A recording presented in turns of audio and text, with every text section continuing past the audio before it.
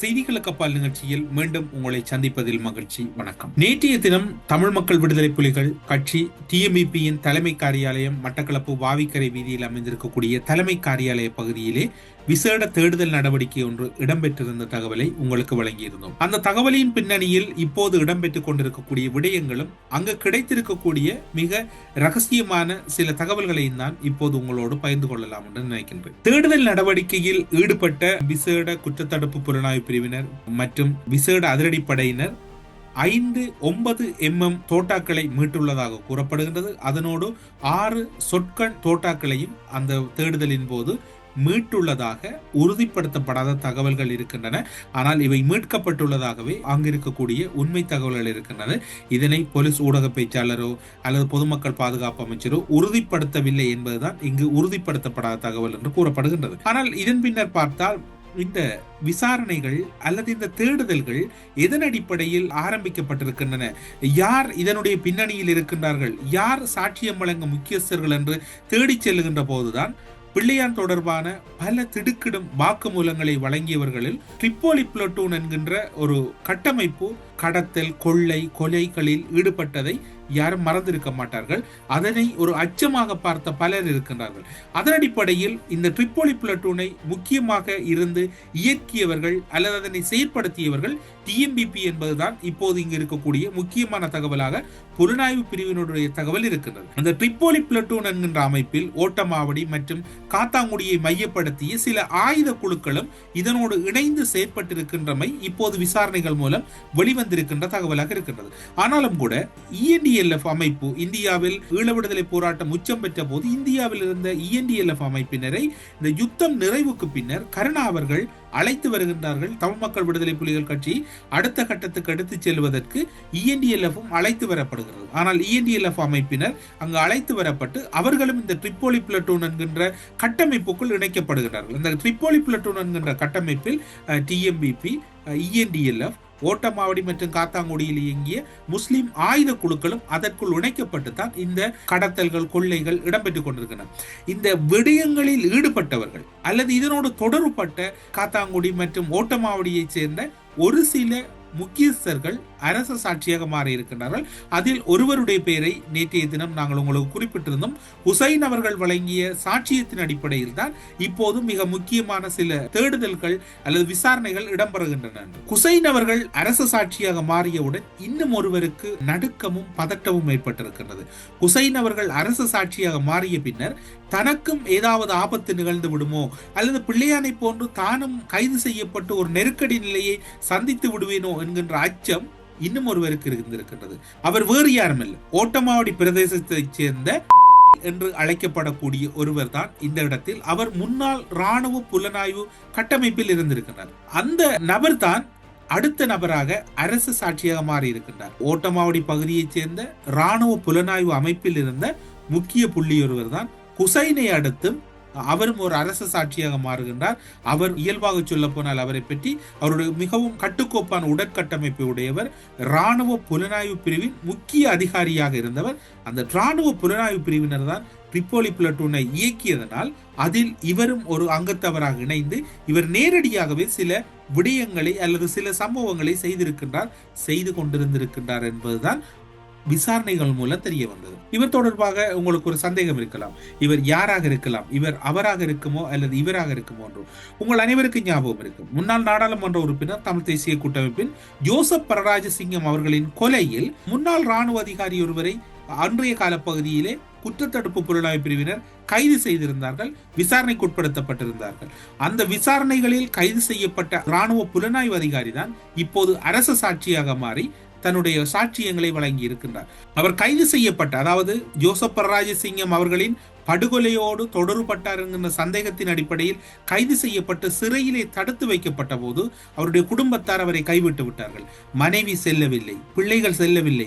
அந்த காலப்பகுதியிலே ஒரு தந்தை என்ன துயரத்தை அனுபவிக்க கூடாதோ அத்தனை துயரங்களையும் அனுபவித்தார். அதாவது ஒரு மகன் போதை வஸ்துக்கு அடிமையான காரணத்தால் அவரை இழந்திருக்கின்றார், மகள் ஒருவரை இழந்திருக்கின்றார். இன்னும் ஒரு மகனும் கூட சிம்மட்டை சிக்கலிலே சிக்கியிருப்பதாக இன்னும் ஒரு தகவல் இருக்கின்றது. மனைவி இவர் 5 வருடங்கள் சிறையிலே தடுத்து வைக்கப்பட்ட போது சிறை சிறைக்கே செல்லவில்லை. அப்படி இருந்த காலப்பகுதியிலே இவரை அரவணைக்கின்ற ஒருவராக, இவரை பராமரிக்கின்ற ஒருவராக, மிக நெருக்கமான தொடர்புகளை பேணிய குறித்த ஓட்டமாவடியைச் சேர்ந்த ராணுவ புலனாய்வு அதிகாரியை பராமரித்திருக்கின்றார் பிள்ளையான் அவர்கள். இவர் தீவுச்சேனை மற்றும் பல இடங்களிலும் கூட பிள்ளையானுடைய மிக முக்கிய நபராக செயற்பட்டிருக்கின்றார். யோசப் பிரராசிங்கம் அவர்கள் படுகொலை இடம்பெற்ற போது இவரும் தொடர்பட்டிருக்கலாம் என்கின்ற விசாரணைகள் இடம்பெற்றிருந்தன. அதன் பின்னர் இவர் விடுவிக்கப்படுகின்றார்.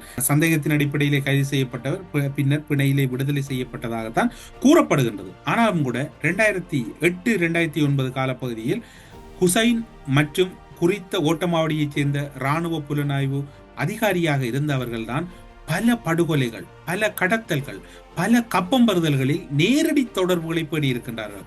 அந்த குறித்த ஓட்டமாவடியைச் சேர்ந்த இராணுவ புலனாய்வு அதிகாரி இவ்வளவு விரைவாக அரச சாட்சியாக மாறியதற்கு காரணம், மீண்டும் ஒரு முறை அந்த நரக வாழ்க்கையை அனுபவிப்பதற்கு தயாரில்லை. 5 ஆண்டுகள் சிறையிலே வாழ்ந்தது போதும், இனி எமக்கு இழப்பதற்கு எதுவும் இல்லை, என்னால் முடியாது என்கின்ற ஒரு காரணத்தின் அடிப்படையில் தான் அவரும் அரச சாட்சியாக மாறியிருக்கிறார். ஹுசைன் அரச சாட்சியாக மாறியிருக்கிறார். குறித்த ஓட்டமாவடியைச் சேர்ந்த இராணுவ புலனாய்வு முன்னாள் அதிகாரி ஒருவரும் அரச சாட்சியாக மாறியிருக்கிறார்கள். அந்த அடிப்படையில் தான் இப்போது விசாரணைகள் தீவிரப்படுத்தப்பட்டிருக்கின்றன. பிள்ளையானுடைய அறிவுறுத்தல் அல்லது பிள்ளையானுடைய நேரடி மேற்பார்வையில் இடம்பெற்ற படுகொலைகள் என்று இந்த குறித்த இருவரும் கிட்டத்தட்ட 30க்கும் மேற்பட்ட பட்டியல்களை அங்கு வழங்கி இருக்கின்றார்கள். அந்த அவர்கள் வழங்கிய பட்டியலின் அடிப்படையில் தான் இப்போது தேடுதல்களும் விசாரணைகளும் தீவிரப்படுத்தப்பட்டிருக்கின்றன. அதன் அடிப்படையில் பார்க்கின்ற போது அந்த குறித்த பட்டியலில் அவர்கள் கூறியதன் அடிப்படையில் குறித்த ஓட்டமாவடி பகுதியைச் சேர்ந்த முன்னாள் இராணுவ புலனாய்வு அதிகாரி வழங்கிய தகவலின் அடிப்படையில் தான் பிள்ளையானுடைய தலைமையகம் அமைந்திருக்கக்கூடிய டிஎம்பிபியின் முக்கிய வாசஸ்தலமாக இருந்த பகுதியில் சில நிலக்கீழ் பகுதியில் உடைக்கப்பட்டு உடலங்கள் தேடப்பட்டதாக கூறப்படுகின்றது. கொழும்பில் இருக்கக்கூடிய தகவலின் அடிப்படையில் பார்க்கின்ற போது டிரைவர் ஒருவரும் மற்றும் ஒருவருடைய உடலங்கள் தான் அங்கு தேடப்பட்டதாகவும், இதற்கு சாட்சியாக இந்த ஓட்டமாவடி பகுதியிலே இருந்து இராணுவ புலனாய்விலே செயற்பட்ட முன்னாள் அதிகாரி ட்ரிப்போலி பிளட்டனுடைய முக்கியஸ்தராக இருந்து பிள்ளையானுடைய நெருக்கத்தை பேணியவர் தான் இந்த தகவல் கொடுத்து நேற்றைய தினம் பிள்ளையானுடைய அந்த இடம் முழுமையாக தேடுதல் வேட்டைக்கு உட்படுத்தப்பட்டதாக கொழும்பில் இருக்கக்கூடிய மிக முக்கியமான தகவல்கள் தெரிவிக்கின்றன. இவ்வாறான சூழ்நிலையில் கிட்டத்தட்ட 30க்கும் மேற்பட்ட பிள்ளையானுடைய முக்கிய சகாக்கள் இதுவரையும் கைது செய்யப்பட்டிருக்கிறார்கள். நேற்று மாலை அல்லது நேற்று முன்தினம் கொக்கட்டிச்சோலை வீரா என்கின்ற ஒரு பிள்ளையானுடைய மிக நெருங்கிய சகாவும் கைது செய்யப்பட்டிருப்பதாக கூறப்படுகின்றது. அது மட்டுமல்லாது இந்த கைதுகள் தீவிரப்படுத்தப்பட்டிருக்கின்றன. இப்போது அரசு சாட்சியாக மாறியிருக்கக்கூடிய பிள்ளையானின் வலமும் இடமுமாக செயற்பட்ட ஹுசைன் மற்றும் ஓட்டமாவடியைச் சேர்ந்த முன்னாள் இராணுவ புலனாய்வு பிரிவின் முக்கிய அதிகாரி இருவரும் வழங்கிய சாட்சியங்கள் அல்லது வாக்குமூலத்தின் அடிப்படையில் விசாரணை தீவிரப்படுத்தப்பட்டிருக்கின்றது. இதுதான் இப்போது நேற்று முன்தினம் நாங்கள் வழங்கிய தகவலினுடைய அடுத்த கட்ட மேலதிக தகவலாக இருக்கின்றது. இப்போது மட்டக்களப்பு மாநகரம் அச்சப்படுவதற்கொன்றுமில்லை, விசாரணைகள் தீவிரப்படுத்தப்பட்டிருக்கின்றன. குற்றத்தடுப்பு புலனாய்வு பிரிவினருடைய ஒரு மறைமுகமான வேண்டுகோளாக இருக்கின்றது. இவ்வாறு பிள்ளையானோட கொலை கொள்ளைகளில் தொடர்புபட்டவர்கள் யாராக இருந்தாலும் அரசு சாட்சியாக மாறினால் அவர்களுக்கு தண்டனை குறைவு.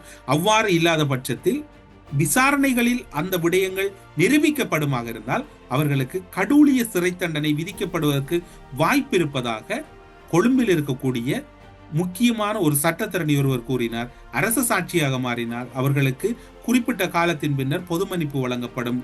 அந்த அடிப்படையில் அவர்கள் முயற்சி செய்யலாம். அவ்வாறு இல்லை என்று சொன்னால் இந்த குற்றங்கள் நிரூபிக்கப்பட்டு பிள்ளையானோடு நெருங்கி செயற்பட்டவர்கள் அரசு சாட்சியாக மாறியிருப்பதனால் இந்த கைதுகள் தீவிரப்படுத்தப்பட்டு ஒரு தீர்ப்புகள் வழங்கப்படுகின்ற சூழ்நிலைக்கு கூட செல்லலாம் என்கின்ற தகவல் வெளியாகி இருக்கின்றது. அந்த இடத்தில் தான் பொதுமக்கள் பாதுகாப்பு அமைச்சராக இருக்கக்கூடிய ஆனந்த விஜயபால் அவர்களுடைய ஒரு கூற்று முக்கியமாக இருக்கின்றது. அவர் கூறுகின்றார், முன்னாள் நாடாளுமன்ற உறுப்பினர்கள், அதிகாரிகள் உட்பட கிட்டத்தட்ட 40க்கும் மேற்பட்டவர்கள் கைது செய்யப்படுவார்கள். ஊழல்கள் மற்றும் சமூக விரோத செயற்பாடுகளில் ஈடுபட்டவர்கள் இந்த கைதில் அடங்குவார்கள் என்று கூறப்படுகிறது. யார் அடங்கப் போகிறார்கள், யார் அதில் தொடர்பட போகிறார்கள் என்று புரியவில்லை. ஆனாலும் கூட இன்னும் ஒருவருடைய நீங்கள் தேடலாம், அவர் தொடர்பில் ஒரு தகவலையும் காணவில்லை என்று. விமல் வீரவன்ச 75 மில்லியன் ரூபாய் பணம் மற்றும் சொத்துக்களை எப்படி சேர்த்தார் என்கின்ற ஒரு வழக்கொன்று, வருமானத்துக்கு அதிகமான சொத்து சேர்த்த வழக்கொன்று இப்போது கொண்டு செல்லப்படுகின்றது. அந்த வழக்கினுடைய தீர்ப்பும் எதிர்பார்க்கப்படுகின்றது. ஒட்டுமொத்தத்தில் பிள்ளையானுடைய அலுவலகம் மற்றும் பிள்ளையான் தொடர்பான விசாரணைகளில் மிக முக்கிய சாட்சியங்கள் இப்போது அரசினுடைய பக்கம் கிடைத்திருப்பதனால் இந்த விசாரணை தீவிரப்படுத்தப்படலாம் என்று எதிர்பார்க்கப்படுகிறது. வெகு விரைவில் மேலதிகமான ஒரு வழக்கு அல்லது மேலதிகமான ஏதாவது ஒரு நீதிமன்ற நடவடிக்கையை நோக்கி குற்றத்தடுப்பு புலனாய்வு பிரிவினர் அல்லது சட்டமா அதிபர் ஊடாக குற்றத்தடுப்பு புலனாய்வு பிரிவினர் ஒரு நடவடிக்கை எடுப்பதற்கு வாய்ப்பு இருக்கின்றது. பிள்ளையானவர்கள் ஏற்கனவே அடிப்படை மனித உரிமை மீறல் மனு ஒன்றை தாக்கல் செய்திருக்கக்கூடிய சூழ்நிலையில் இனிவரப்போகின்ற நாட்கள் ஒவ்வொரு நாட்களும் மிக இறுக்கமான நாட்களாக இருக்கலாம் என்று எதிர்பார்க்கப்படுகிறது. எது எவ்வாறு இருப்பினும் இப்போது அரச சாட்சிகளின் அடிப்படையில் பிள்ளையானோடு இருந்தவர்கள் தான் அரச சாட்சியாக மாறி இருக்கின்றார்கள். 2 முஸ்லிம் நபர்கள் தான் அந்த அரச சாட்சியாக மாறி இருப்பது. அந்த அடிப்படையில் தான் இப்போது விசாரணைகள் பல கட்டங்களை கடந்திருக்கின்றது. அடுத்து என்ன நடக்கும், அடுத்த கைது விடயத்தில் யார் இணைய போகிறார்கள், கைதில் இணைய போகின்றவர்கள் அல்லது கைதுக்குள் உள்வாங்கப்பட போகின்றவர்கள் எப்படியானவர்களாக இருக்க போகிறார்கள், மட்டக்களப்பில் இருக்கக்கூடிய அரச துறையில் இருக்கக்கூடியவர்கள் அல்லது கல்விமான்களும் ஒரு சிலர் இப்போது விசாரணை வலயத்துக்குள் கொண்டு வருவதற்கு முயற்சி செய்யப்படுவதாக கூறப்படுகின்றது. யார் அவர்கள், எப்படியான சூழ்நிலை இருக்கின்றது, ரவீந்திரநாத் கடத்தல் காணாமல் போதல் படுகொலையில் சில கல்விமான்களும் தொடர்பட்டிருப்பதாக கூறப்படுகின்றது.